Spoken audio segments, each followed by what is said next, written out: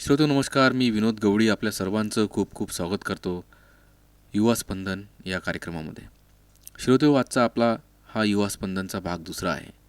भाग दुसरा याकरता की पहिल्या भागामध्ये आपण परशुराम नाईक विद्यालय बोरगाव मंजूचे विजय पजई सर यांच्याशी चर्चा करत होतो आणि सरांचं कार्य पाहता, सरांचं विज्ञान विषयामध्ये किंवा ओव्हरऑल सर्व विषयामध्ये कार्य पाहता त्यांची मुलाखत ही एका भागामध्ये होणं शक्य नव्हतं. त्यामुळे आपण हा मुलाखतीचा दुसरा भाग आयोजित केलेला आहे. पहिल्या भागामध्ये आपण त्यांनी त्यांनी विज्ञान या विषयामध्ये केलेले कार्य, त्यांनी राबविलेले विविध उपक्रम याविषयी चर्चा केली.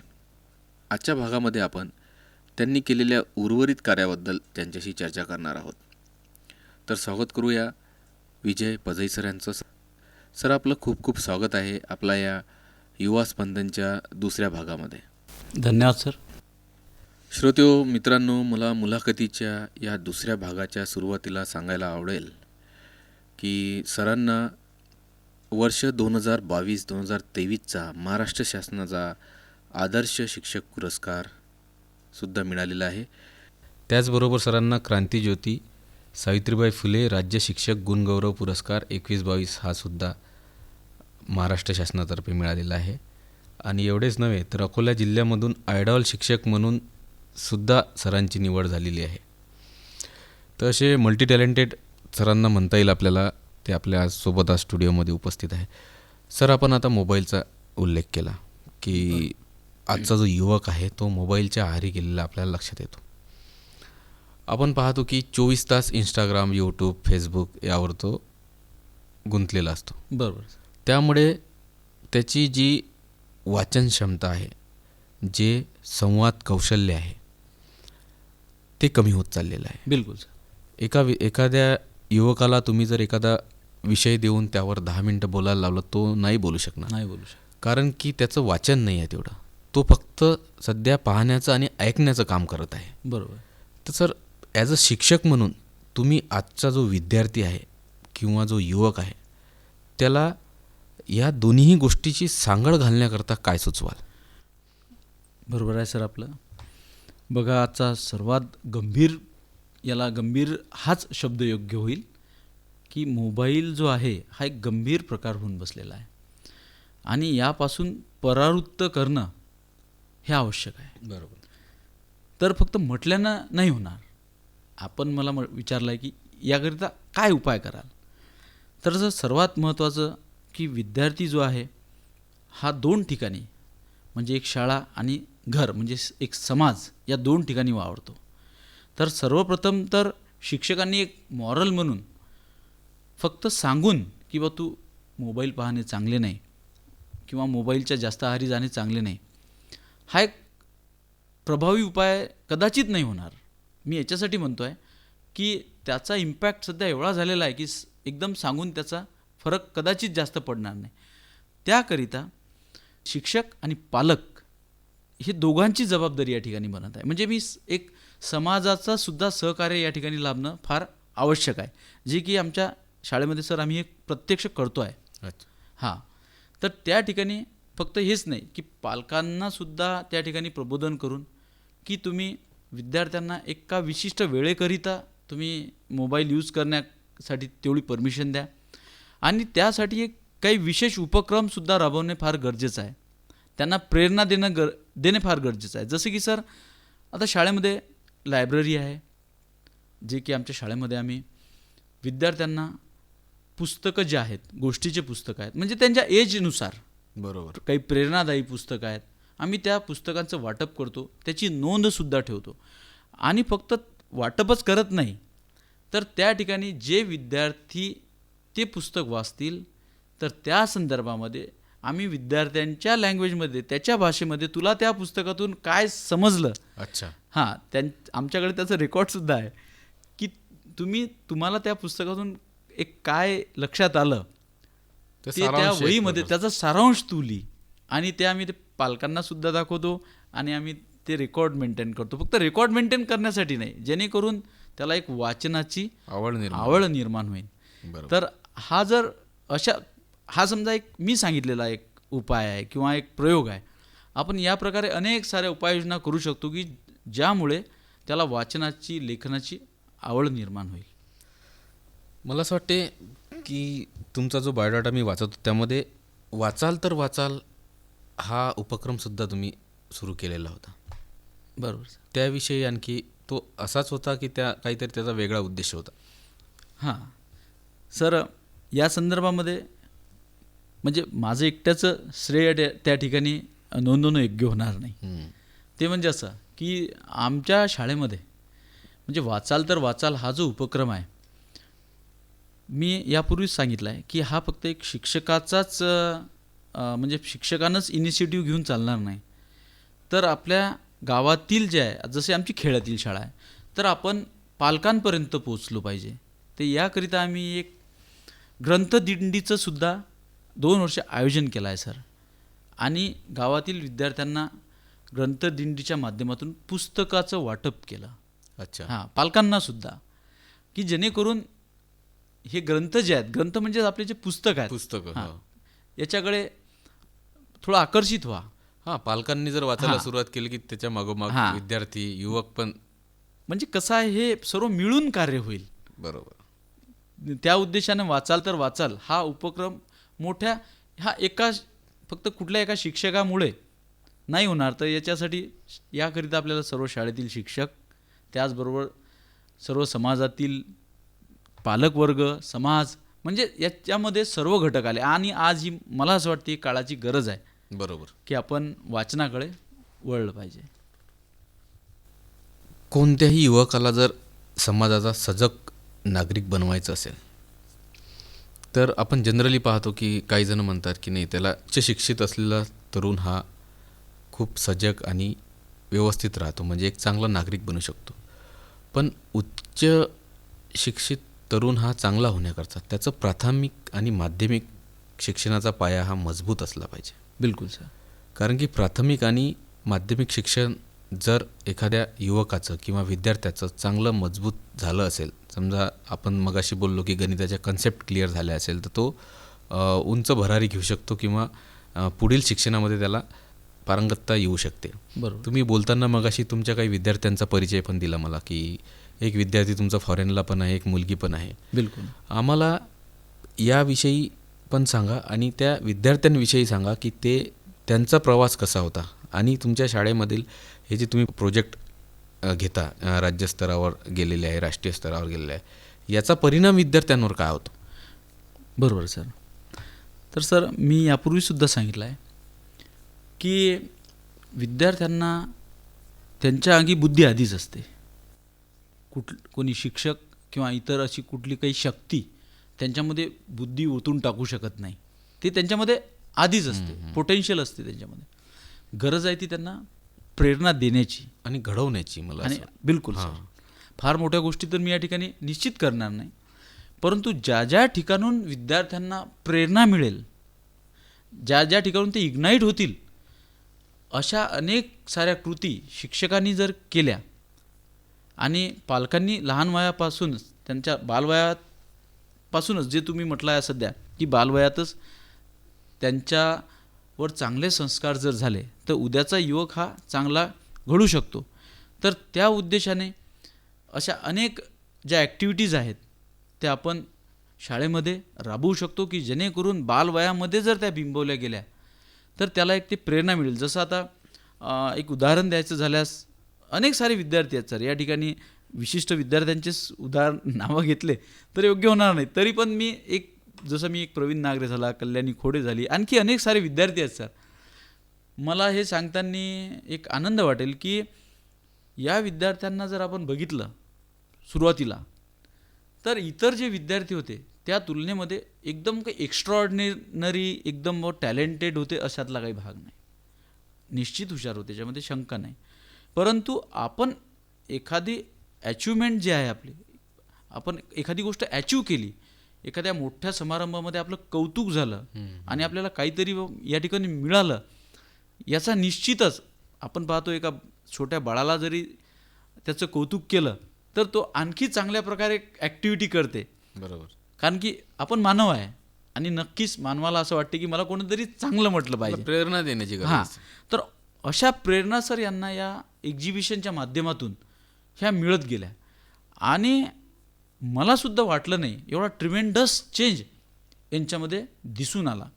तर याच्यातून एकच सिद्ध होते की आपण जे काही आहो, आपल्याला जे काही बुद्धी आहे, आपण जे काही आहो, मी विद्यार्थ्याच्या बाबतीत बोलतो आहे, त्यांनी सुरुवातीला जर थोडं हार्डवर्क केलं आणि हार्डवर्क करता करता निश्चितच सर आपल्याला अनेक गोष्टी माहिती होतात, आपल्याला या समाजामध्ये एक कौतुकाची थाप आपल्या अंगावर पडते आणि असं करता करता आपण एक एक पायरी चढत जातो. तर युवा जे आहेत आजचे, माझं तर या ठिकाणी त्यांना सांगणार आहे की वाचन जे आहे सर्वतोपरी जे सर्वांगीण वाचन आहे, ज्याला आपण आज आपण पाहतो आहे की समाजामध्ये कोणी आपल्याला काही सांगते, एक विशेष करून युवा वर्गाला, आणि आपण मग त्याच मागे धावतो आणि हेच खरं मानून आपण एखादी ॲक्टिव्हिटी जी आहे ही तशा प्रकारची करण्याचा एक प्रयत्न करतो. मग ती कुठल्याही प्रकारची असो, मला असं काही विशिष्ट या ठिकाणी नाही सांगायचं आहे, परंतु कुठली आपण आपल्या ध्येयापासून भरकटतो. तर असं म्हटलं जाते whatever we do we must always remember our aim. आपण जेव्हा केव्हा काही करू तर आपलं एम आपण आधी निश्चित केलं पाहिजे. ध्येय काय हे आपल्याला माहीत असलं पाहिजे. हां, आपलं ध्येय आपण त्याच्यापासून आपण परावृत्त व्हायला नको आणि ते ध्येय प्राप्त करण्याकरिता आपल्याला कुठल्या प्रकारचं आपण वाचन केलं पाहिजे, आपण कुठल्या ॲक्टिव्हिटी केल्या पाहिजे, आपण त्या करणं गरजेचं आहे आणि त्यापासून परावृत्त आपण कसं होणार नाही यावर आपण जास्त फोकस केला पाहिजे. म्हणजे आजचा जो युवक आहे, तुमच्या म्हणण्याप्रमाणे त्याला वाचनाची आवड असली पाहिजे किंवा त्यांनी वाचन केलं पाहिजे आणि माझ्या मतानुसार त्यांनी कुठल्या गोष्टी करायला पाहिजे, कुठल्या नाही करायला पाहिजे हे त्याला समजलं पाहिजे. कोणते मित्र आपण बनवायला पाहिजे, कोणते नाही बनवायला पाहिजे. एकदम बरोबर. चांगलं वाईट त्याला जर कळलं तर तो निश्चितच एक सजग नागरिक हा बनतो. सर, आपण आपला हा जो विज्ञानाचा विषय, याविषयी तुमच्या जे उपक्रम चालतात त्याविषयी बोललो. या व्यतिरिक्त आणखी काही तुम्ही उपक्रम केले असेल तर ते आमच्या श्रोत्यांना तुम्ही सांगा. बिलकुल सर. खऱ्या अर्थानं तर विज्ञान म्हणजे काही फक्त विद्यार्थ्यांना विज्ञानविषयी गळी उतरणं एवढ्या पुरताच मर्यादित नसतो. विज्ञान गणित असा विषय आहे की ज्याला गणित जमलं तसं म्हटलं जाते की त्याला आपल्या जीवनाचं गणित समजलं असं म्हटलं जाते. खऱ्या अर्थानं काय होते की फक्त आपण गणित शिकलो आणि आपल्याला परीक्षेमध्ये चांगले मार्क मिळाले, आपण पास झालो, आपल्याला जॉब मिळाला म्हणजेच आपण सक्सेस झालो असं होत नाही. बरोबर सर. मगाचा विषय पुन्हा एक मला त्याविषयी एक सांगायचं होतं की जसं अनेक आपण पाहतो सर आपल्या समाजामध्ये आपली मित्रमंडळी आहे, एक वेळ निघून गेल्यानंतर अनेक जे विद्यार्थी आहेत, आता त्यांना युवा म्हणू आपण, त्यांना नंतर लक्षात येते की अरे मी असं काय करायला पाहिजे नको होतं, होतं. काय नको होतं. फक्त फरक एवढा आहे की ते थोडं आधी जर समजलं समजलं तर जास्त बेटर होणार. बरं, असं तो विषय. परंतु आपण मला आता विचारला आहे की या व्यतिरिक्त आणखी तर सर आपण याला वेगळं करू शकणार नाही. विज्ञानाच्या संदर्भामध्येच आता आपण जसं विचारलं आहे की समाजासाठी ह्या सर्व गोष्टी ज्या आहेत ह्या समाजाशी रिलेटेड आहेत. एक त्यामधीलच एक अनेक सारे प्रयोग आहेत सर. आजपर्यंत अनेक प्रयोग जे आहेत ते राज्य लेवलला गेले आहेत, कदाचित काही गेलेही नसतील. परंतु त्यामधला एक मला इथं सांगावंसं वाटतं, आता लेटेस्टमध्ये एक नवोपक्रम म्हणून सादर केला होता जो की राज्याला गेला होता आणि प्रयोगसुद्धा सादर केला होता की आत्ताच आपण पाहतो आहे की ॲडल्ट्रेशन ऑफ फूड जे आहे आता जो सध्याचा लेटेस्ट विषय, करंट विषय आहे. आणि होते काय की आपण जे आपण स्वतःला लिटरेट एज्युकेटेड समजतो आणि आपल्या डोळ्यासमोर जर एखादा कुठला पदार्थ आणला तर आपण ओळखू शकत नाही हा ओरिजिनल आहे की नकली आहे. बरोबर आहे. बरोबर. तर या संदर्भामध्ये विद्यार्थ्यांना आम्ही एक शिक्षक, विज्ञानाचे शिक्षक म्हणून तर वर्गामध्ये सांगतोच आहे ॲडल्टरन्स ऑफ फूड जे आहेत त्या संदर्भामध्ये प्रयोगाच्या माध्यमातून. परंतु ते आपण ॲक्च्युअल विद्यार्थ्यांना घेऊन त्याचे प्रयोग केले. आता एक मी जो प्रयोग केला त्या संदर्भामध्ये मी थोडासा या ठिकाणी बोलू इच्छितो.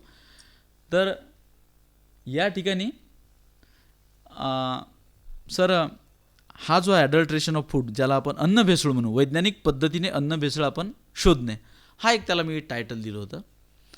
तर काय केलं की सुरुवातीला विद्यार्थ्यांना त्या संदर्भामध्ये ॲडल्ट्रंट्स म्हणजे काय, ओरिजिनल आपले फूडस्टफ म्हणजे काय, आपल्याला याच्यामधून कुठल्या अन्न म्हणजे कुठल्या प्रकारच्या अन्नामधून आपल्याला काय मिळते, फॅट्स, कार्बोहायड्रेट, व्हिटॅमिन्स, ह्या सर्व गोष्टी याची त्यांना जाण निर्माण करून दिल्यानंतर की आपल्याला आपल्या समोर जे खायला मिळते किंवा बाजारामध्ये मिळते ते सर्वच सत्य आहे किंवा ओरिजिनल आहे असं नाही.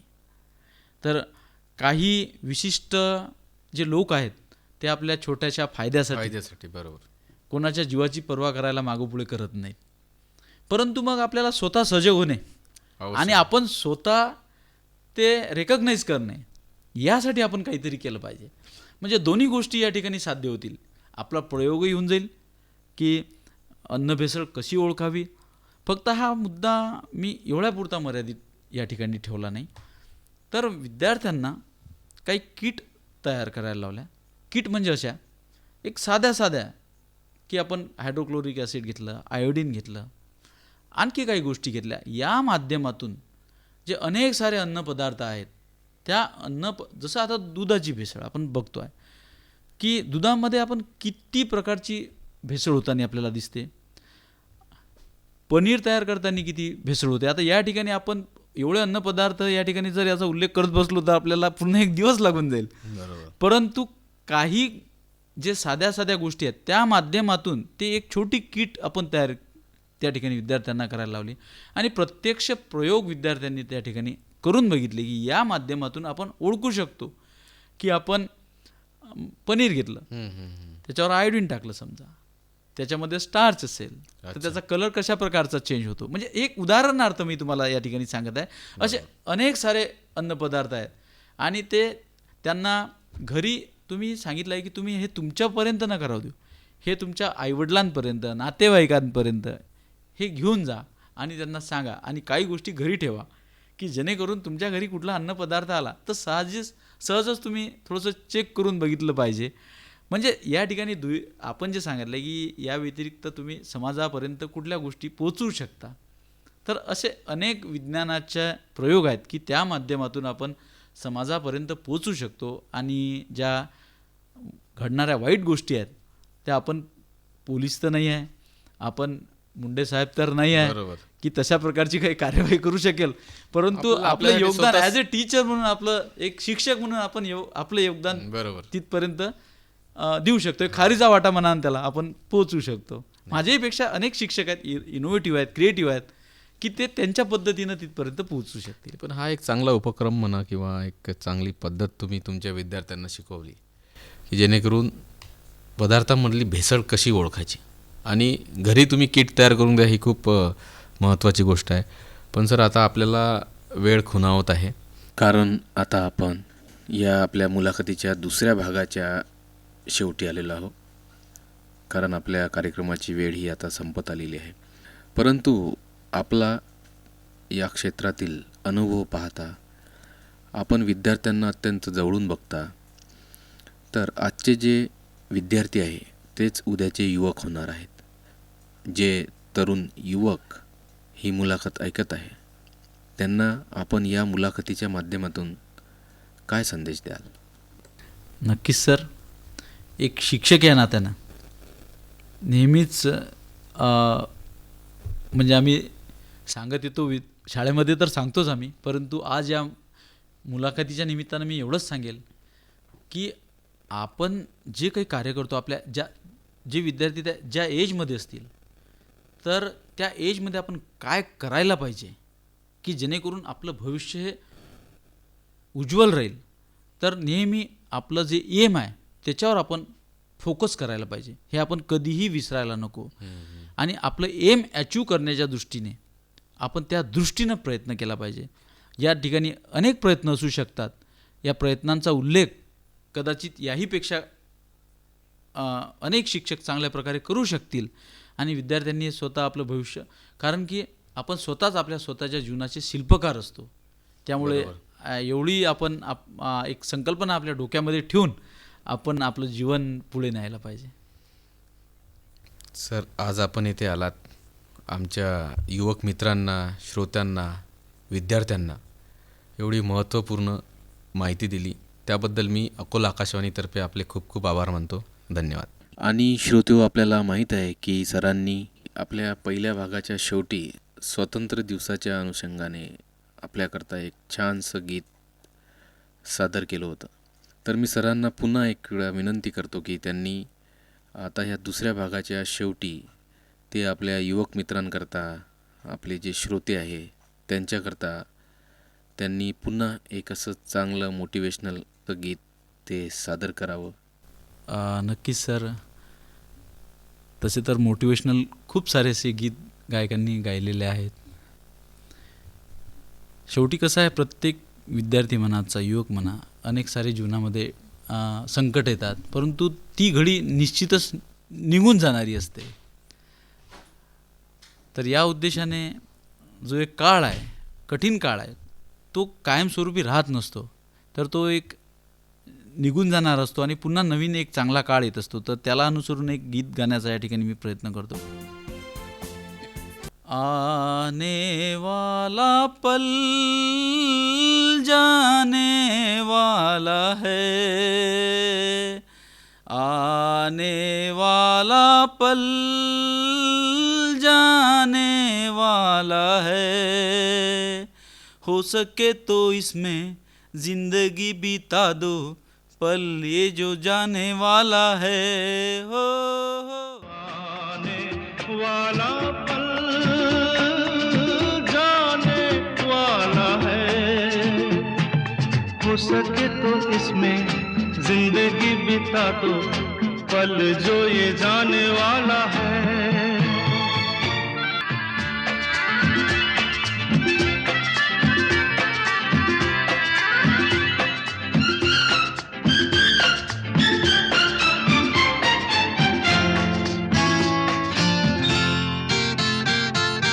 एक बार यूं मिली मासूम सी कली, एक बार यूं मिली मासूम सी कली, हो खिलते हुए कहा खुशबाश में चली, देखा तो यही है, ढूंढा तो नहीं है, पल जो ये जाने वाला है. ओ आने वाला पल जाने वाला है, हो सके तो इसमें जिंदगी बिता दो, पल जो ये जाने वाला है.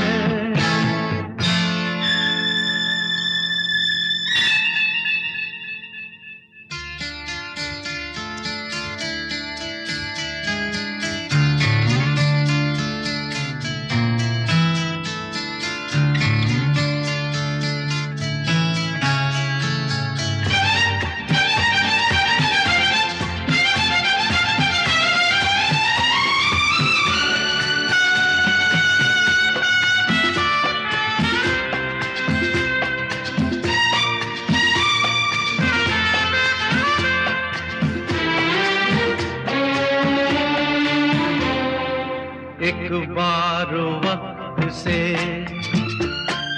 लम्हा गिरा कहीं, एक बार वक्त से लम्हा गिरा कहीं, वहाँ दास्तां मिली, लम्हा कहीं नहीं, थोड़ा सा हंसा के, थोड़ा सा रुला के, पल ये भी जाने वाला है. ओ आने वाला पल जाने वाला है, हो सके तो इसमें जिंदगी बिता दो, पल जो ये जाने वाला है.